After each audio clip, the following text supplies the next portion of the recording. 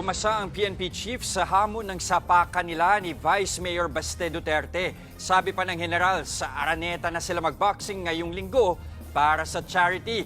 Nasa frontline ng balitang yan, si Brian Castillo. Matapang ka lang naman, we have the position pero kung suntukan tayo, ararap ko makaya, bita. Sarap talaga awayin, totoo lang. May gigil ang pahayag na yan ni Davao City Acting Mayor Baste Duterte laban kay PNP Chief Nicolas Torre III. Sa isang vlog, naglabas ng hinanakit si Baste na anya'y pinupuntirya raw ang kanilang pamilya.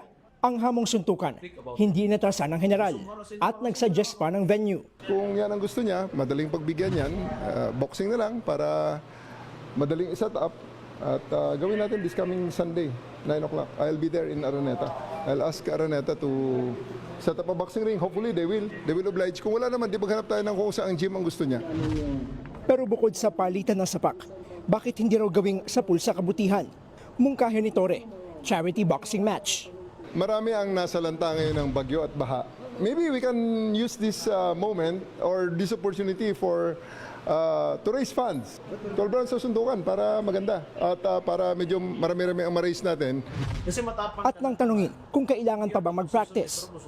Charity boxing match, kung magkasakitan, konti lang yan. Unless, lakasan lang ng loob yan. Sa akin naman, pareho lang naman kami siguro walang practice or baka kung nag-practice siya, okay lang din. Let's see. ganun lang. Para naman sa mga bashers na haangal sa kanyang pagpatol, may banat din ng general. Mag-donate sila para makaraise tayo ng pondo.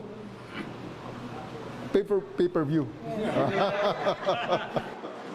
Wala pang sagot si Baste kung game ba siya this Sunday.